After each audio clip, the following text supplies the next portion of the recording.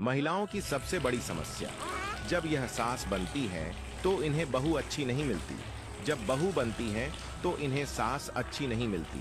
जब देवरानी बन जाए तो जेठानी अच्छी नहीं मिलती, जब जेठानी बन जाए तो देवरानी अच्छी नहीं मिलती, जब ननद बन जाए तो भाभी अच्छी नहीं मिलती, जब भाभी बन जाए तो ननद अच्छी नहीं मिलती, और रही बात पति की, तो वह तो आज तक किसी औरत को अच्छा मिला ही नहीं।